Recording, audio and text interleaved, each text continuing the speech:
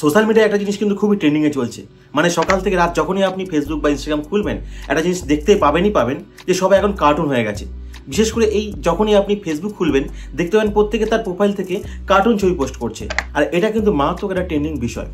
নিজের ছবিটাকে আপনি যখনই এরকম অ্যানিমেটেড ছবিতে রূপান্তরিত করছেন, তখন তাকে এক কথায় বলা যায় ঘিবলি আর্ট। কিন্তু এই ঘিবলি আর্ট করে কিভাবে?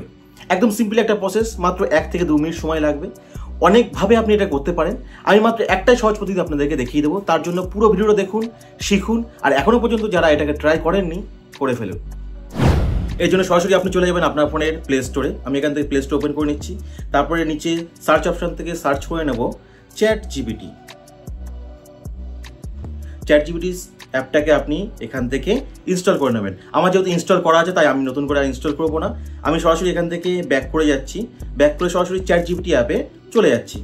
আপনার ChatGPT অ্যাপ চলে যাওয়ার পরে নিচের দিকে দেখবেন একটা প্লাস চিহ্ন দেখাবে, আপনার তার উপরে ট্যাপ করে নেবেন। এখানে ট্যাপ করার পরে 3টে অপশন দেবে, ফটো, ক্যামেরা এবং ফাইলস। আপনার যেটা করবেন, আপনি ফটোর উপরে ট্যাপ করে নেবেন।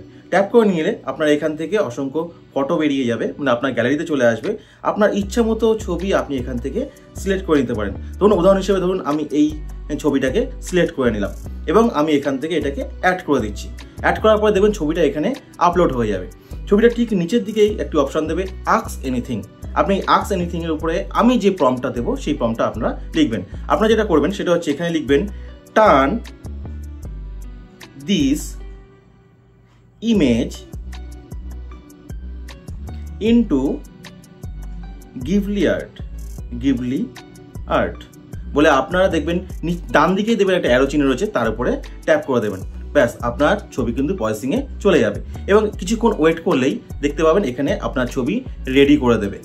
দেখুন আমার ছবি কিন্তু রেডি। আমি এই ছবিটাকে দিয়েছিলাম, এখানে আপলোড করেছিলাম এবং সেই ছবিটা ঘিবলি আর্টে কনভার্ট হয়ে এমন হয়ে গেছে। এখন যেটা করতে হবে, আমার এই ছবির উপরে ট্যাপ করে নিতে হবে।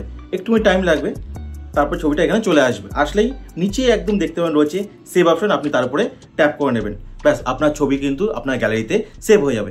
এরপর আপনি সেই ছবিটাকে নিয়ে আপনি যে কোনো সময় আপনার ইচ্ছে মতো আপনি সোশ্যাল মিডিয়ায় পোস্ট করতে পারেন। একদম সিম্পল প্রসেস, তাই না?